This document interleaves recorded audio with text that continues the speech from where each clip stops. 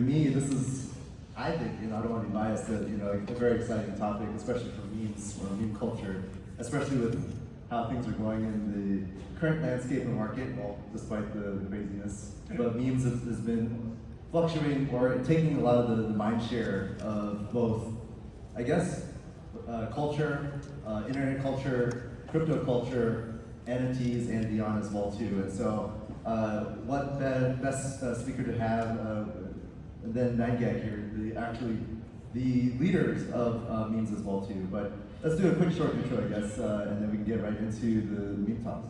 Yeah, sure. I'm Ray. My co-founders and I started 9gag, the biggest meme sharing platform in the world, like 16 years ago. And then about 2 years ago, we also started a Web3 company called Memeland. Right? So basically, sharing memes and then making people happy is always our job. So basically, we look at memes to make a living. Awesome. And I forgot to do a quick intro, but I'm Justin Wu, CMO at Anzen Finance, and then also on crypto Twitter. Just been all in on memes even from previous cycle as well too, that's how I also found Memeland, 9gag. I actually followed 9gag even before then as well too. You're old. Yeah, really old internet culture, but it's really cool to see kind of the evolution of memes as they transform from, I guess Web 2, and then now Web 3 has fully adopted the meme culture as well too. But I guess like kind of kicking things off, even if you talk about memes right now to a lot of people, they'll say memes are still stupid or they don't take it seriously. But at the same time, it's taking over all the conversations, I guess. So I guess for those that don't know much about memes or how did you guys decided, oh, we want to go build a whole business and or build a all around memes? How did you guys decide that?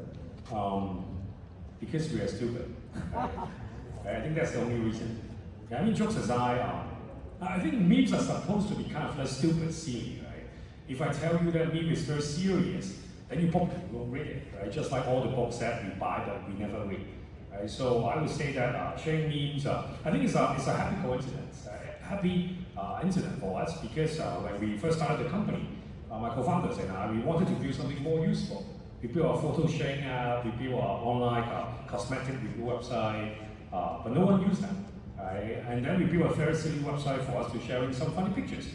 Thousands, millions of people use them.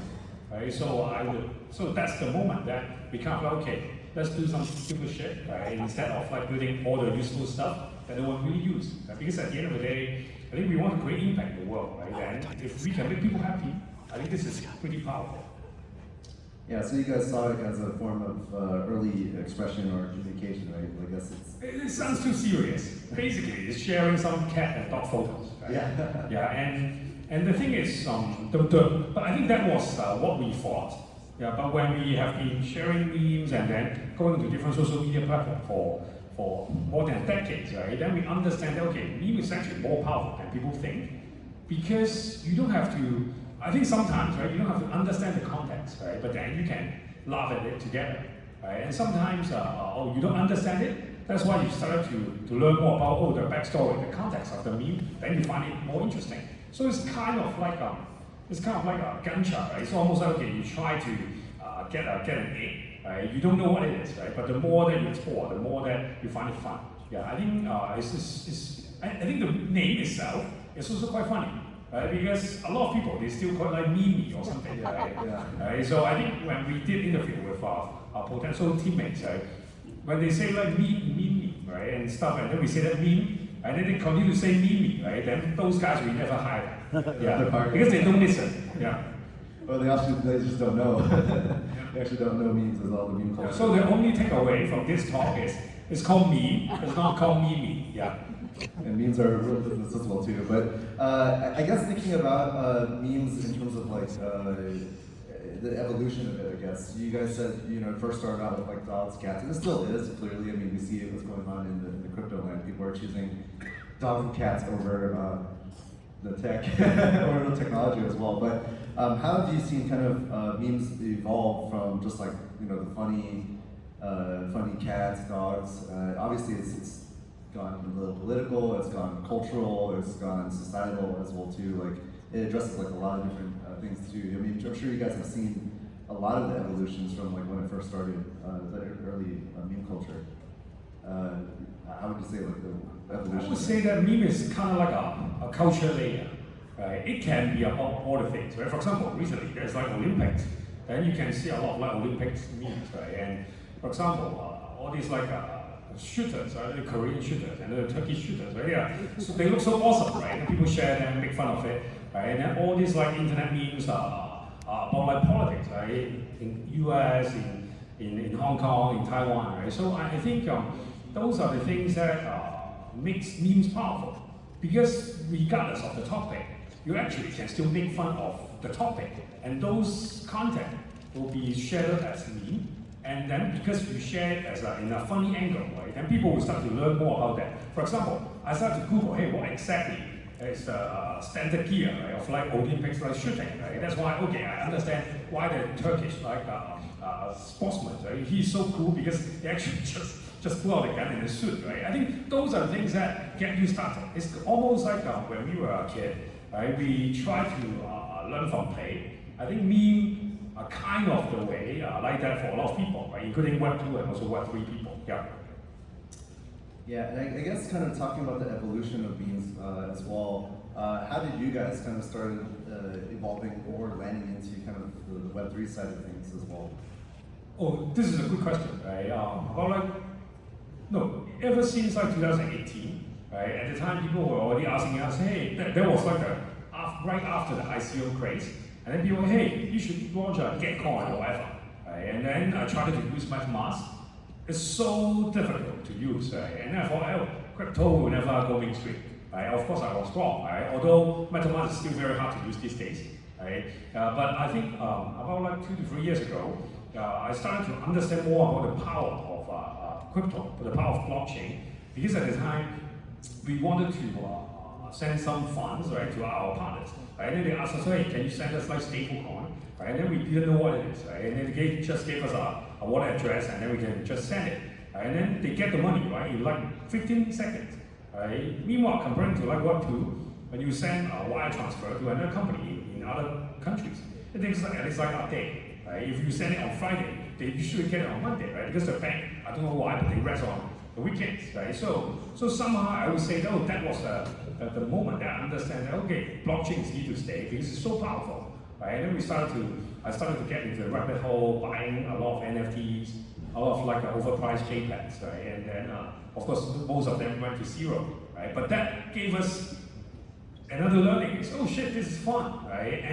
And all these like Web3 communities, they talk about communities all the time. And we have been building communities for like over 10 years. Maybe we can try something in Web3. Right? That's why we started Memeland. Right? We launched at the best time in the market, which was like 2 weeks after Luna crash. Yeah, so super good times. Yeah, and that was the moment that no one has expectation, right? And everyone said that you will fail, and that's how we continue to build, and then we become one of the leading Web3 companies in Asia or maybe even in the world. Right? So yeah, that's how we get into the rabbit hole. Yeah.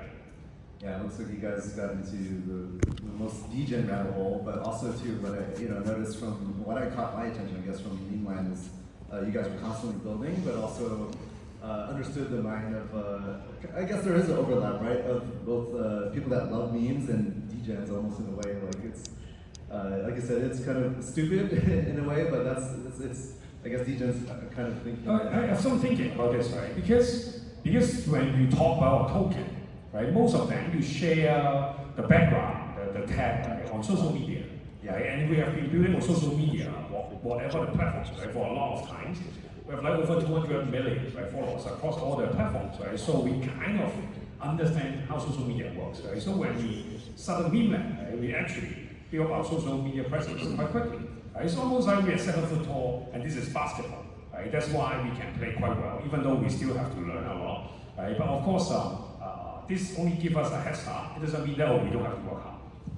Yeah, and then you guys have to continue to sustain the community, right, through the different activities or even the means that you guys have as well too. How did you guys kind of focus? Because what I know is differently compared to like even all the other both NFT projects and Web3 projects is that you guys really focused on community and building that around there. I guess what was the big differentiator, or what was the big goal that you guys had in terms of just community engagement and kind of building that meme/degen community and keeping them interested as well too? The features that we have is whatever web you are on, right? Web 2, Web 3, Web 5, Web 6, whatever, right? You still have people using it, right? So if you have the power to mobilize people, right? To get people together, right? That is the ultimate resources that you can get, right? Because the tech can be updated, right? But for community, if you make it big, you get them stay, you actually can accumulate the power, right? So that's why we focus on that. On the other hand, I mean, we have been only sharing news, right, for a living, right? And we are not super geeky guys, right? That's why we only focus on things that we do well. That's why we focus on community, we focus on memes, we're focusing on like culture stuff, right? In other words, like user stuff. Yeah, so that's the moment that we have to pick our lane to make sure that we do what we are good at, right? And at the same time, through the experience of building Nugget, we kind of understand our strength, which is more on bridging the community. For example, before Nugget was born, right, a lot of them, there were already memes and stuff, right? But most of them were only in online forums. It's still very inside, right? But Nugget played, I would say, quite a vital role in a way that, we make it easy to share on social media. And that's why meme go more mainstream, right? We are part of the contributors. At the same time, one of the hope or mission that we really have at Memeland is, hey, right now Web3 still feels very like a minority kind of stuff. I mean, of course, like there are already like Bitcoin, ETF, ETH, ETF, but when you ask most of your friends, they still think crypto is a scam, right? They still never bought crypto, right? One of the challenges that we set for ourselves is, hey, can we make it our goal to make it easier, right? So that people can join the Web3 movement easier, right? So that's also one of our focus, yeah. And I guess from the Web 2 to Web 3 side, was it pretty seamless or easy from you guys to build that community, or did that Web 2 community kind of accept the Web 3 side pretty easily? I think that's like a interesting perspective, especially because you guys have a lot of users and also a huge community as well too. Sometimes some of the different industries or communities are like adverse to that. I guess how's the transition, or would, from a perspective, are we just still too early? Yeah. Maybe Web 2 people don't want Web 3 things. I would say yes and no. Yes, because we have been building companies for a long time, right? We actually run a company, right? So we understand, okay, P&L, hiring, and then how to build products, right? How to build community. I think that part is almost like we are kind of like experienced. In other words, we are old, right? And then our whole being mature is the right word, right? But on the other hand, because your audience, right, is actually quite young, right? I think that part maybe there will be sort of like a generation gap. We have to understand what they like and why they like it, right? That's part we still have to spend a lot of time, a lot of resources, right, to learn. And at the same time, I think as a Web2 company, a lot of the ways that we build business is actually quite different, right? Because in Web2, okay, you build a product, right, and then people come to use it, and most of them are expected to use it for free, right? And then you make money, right, in other ways, right? Like ads, like subscription, right? But generally speaking, you get a lot of users, right? You actually have to build a product first, right? And then on the Web3 side, it seems like, okay, you only have to do marketing, right? A lot of the projects out there, they only do marketing, and then people throw money, and then it's actually just numbers, right? And that was the moment that we have to understand how to communicate, right? And on the other hand, I think Web3 also demands as a team, you have to give before you get, right? Yeah, you have to create value for your community first, right? Before you actually get money and also get value, right, from the community, right? So you have to co-build it together. I believe that when we look at throughout these 2 to 3 years, right, we look at all the companies they try to get, most of them fail, or most of them have good launch and then they flop, right? Because to them, it's only just one of the business units, right, of the big company. Right? They actually don't really care about it. It's almost like, you are a celebrity, right? You launch a token. It's just one of the bad movies that you play, right? If it sucks, right, then okay, then we launch other things. Right? Meanwhile, for us, we actually go all in, right? So maybe that's one of the reasons why we are, I would say, we're the top 3 companies, right? They actually cross the line between Web 2 and Web 3. Yeah. Yeah, I think what I'm hearing from you, Summering, as well too, is like you guys approach it in a very different way. Like you bring. Like, you see a lot of Web3 startups or companies, they just don't even run it as a normal company. The bar is very, very low. Anyone here can start a Web3 companies. Yeah, the bar is not token. Or start token. That would be even easier. Yeah, but I think sustaining it, right, from even previous cycle up to now, right, that's another testament. A lot of people in Web3, they don't think about long term, right? I think that's one of the biggest issues, right? When every participant, right, they expect that, oh, I can get rich, right, in 2 weeks, right? And there are not that many like serious builder. And meanwhile, right, a lot of the serious builder, right, they actually suck at communication. Right? They actually don't know how to communicate, how cool their product is, right, to their target audience. And that's why they just complain, oh, no one understands the tech that we build, right? Of course, right? Because people don't want to spend time to learn about your tech, right? To read the white paper, right? So I think we are at a very interesting place and time where, okay, there are not yet that many good builders building the space, right? But at the same time, there are a lot of like, I don't know, bubble and whatever, right? Where, okay, they only talk about what they can build, but they actually never build it, right? So for true builders that are willing to learn, I think they actually can build a lot. They can also, I would say, learn a lot, can build fast, right, in this stage. Yeah, I don't know how long it can last, but I would say that it's a good time to build. Yeah, definitely a good time to build now, even though it might seem that, well, right now it seems like we are in this meme coin mania phase as well. Are you surprised by what's happening now? Like meme coin's actually just, it's dominating like all the traffic, the attention span, and I guess people are just, even with the current like landscape, people are just not even interested as much in current Web3 projects, and it might be because what you're saying, that like the companies that are building are not really building like useful things or things that are thinking. But are you surprised by kind of like the trends, what's happening right now? I wouldn't say I'm surprised. I think crypto, right, is basically built on the internet, right? And everything on the internet, it requires like two things, right? Number one is attention. Number two is trust. Right? And if you can get the attention, you can hopefully get more trust. Right? If you get more trust, you will also get more attention. Right? So that kind of like how you build your content on social media. Right? You are big followers on X, right? That's also how you do it. You are trying to be funny, right? Trying to be informative. You're trying to create value for people. Right? So I would say that on that aspect, right? I'm not surprised that meme will get more attention, right? Because hey, people love funny stuff, right? People love silly stuff, right? What are the shows? I mean, there are only two kinds of talk shows, right? That actually people pay money to see. Number one is like tech talk, right? Serious stuff. And then one is like stand-up comedies. Right? People actually pay money to see jokes, to listen to jokes, right? I would say that, oh, maybe on the internet right now, it's only like really, really hard tech, right? Or Web3 kind of stuff. And then on the other spectrum, maybe just like funny stuff like meme coins. Right? So I would say that this is quite expected. And on the other hand, when you look at all these like so-called cycles, every cycle there will be like new meme coins, right? People will buy memes, right? They are probably one of the few methods that actually stay across cycle. Number one is probably infrastructure. People love whatever layer 1, layer 2, layer 3, whatever layer, right? Layer 0, yeah. And then another one is actually meme coin, right? RWA, decentralized storage. I think all of this, they come from, they only were popular in 1 or 2 cycles, right? But meme coin infrastructures, they're always here. You can almost say that meme is kind of like part of the infrastructure. From Dogecoin days up to now, right? Exactly, exactly, right? Top 100 tokens right now, I think 9 or 10 of them are actually meme coins. Yeah, how many of dogs or cats? Exactly. Yeah, including 9gag as well too. I guess looking to kind of like the future, both I guess whether it be Web3 or even memes, I guess. How do you kind of see meme culture and meme communities kind of evolve currently now? I would say that for meme, right, it keeps evolving, right? That's part of the nature of memes, right? In the early days of like, I don't know whether you guys are old enough to remember all these like motivational posters. It's like a blank frame and then with a stock photo, right? And then have a quote saying inspiration or something like that, right? I think that was the earliest meme that I personally saw, not including all these like chain email where, oh, you have to forward the email, otherwise the cat will die, right? I think those are the early days memes.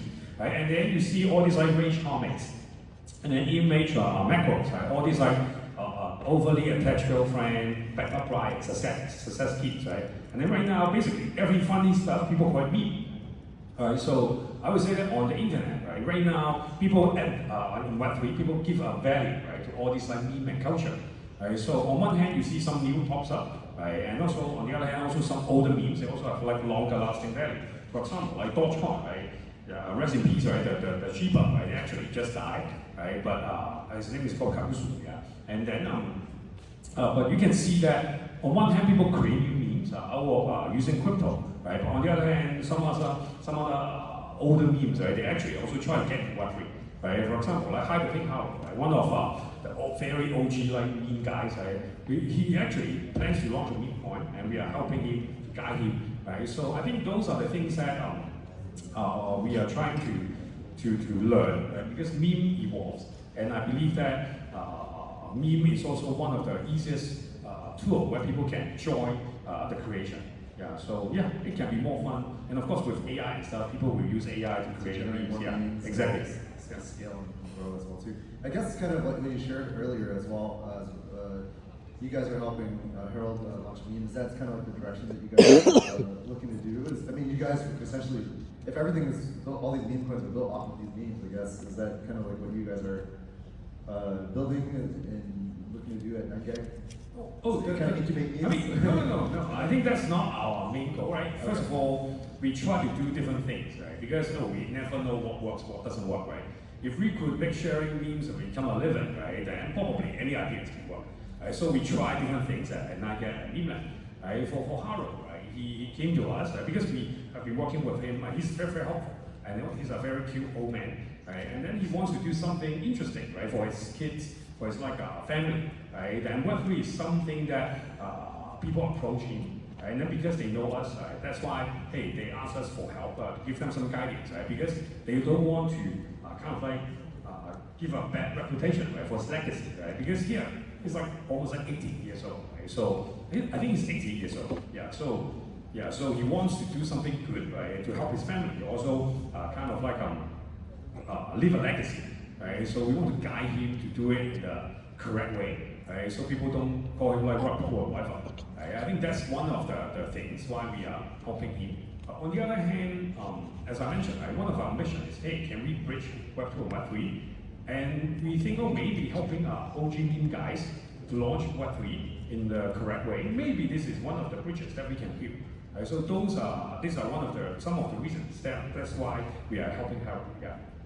Awesome. I think that might be maybe some. Well, it's a good thing. You guys are always exploring. You guys started with NFTs, and you also built a lot of different collections there, and then you also involved to launching your guys' one token project as well. But hearing, I guess, you guys exploring kind of the meme, actually working alongside with the actual meme originators to launch memes is kind of, I guess, next level, because like we've always seen people just do community launches and take somebody's IP or property, and then whether it be like the Hot Tour girl or whatever, they just don't own their own conversation, right? They don't own their own attention as well too. So I guess that would be maybe some meme alpha. Right? I think one of the original ideas that we had was, hey, can it become the first like official meme con, right, by the official meme guy? Right? I think something like that, right? And honestly, no one knows whether it works or not, right? But this is a fun experiment, right, for us and also for him. By the way, his real name is not Harold, right? Yeah, but it's like his internet name. He's like famous internet celebrity, so he has a celebrity name. Yeah. Awesome. Well, I guess we're coming up in the last minute here talking about memes. I guess we talked about some of the, I guess from the light topics up to like some of the serious behind the scenes stuff from the meme culture and things too. But I guess wrapping up, is there any favorite memes that you like right now, or? I have to say hi to Howard right now, right? Yeah. So I think this is my favorite pain, right? Favorite meme, not favorite pain. Favorite meme, right? On one hand, I think it kind of like captures the market sentiment right now, right? Especially all the yesterday. tokens, just yesterday, right? All the whole market's red, and people say, oh, this is the end of crypto, right? And then, I mean, all this like relatively OG, right? They all like, oh, 20% is nothing, right? And then, but people keep complaining, blah blah blah, panic and whatever, right? And then, I think pain is something that is very interesting for us. And on one hand, we always have pain, but on the other hand, pain also makes us grow, right? It's actually very, very meaningful, right? Of course, we will try to avoid pain, right? So maybe launching a token, right? Launching a meme coin called pain or whatever, right? In this market can be interesting, right? And I think that also ride with Harold, like the meme background, right? But I think generally speaking, I would say that right now Harold is my favorite meme, right? But I would say that I encourage everyone to kind of like look at all the things that you like and then share it with people.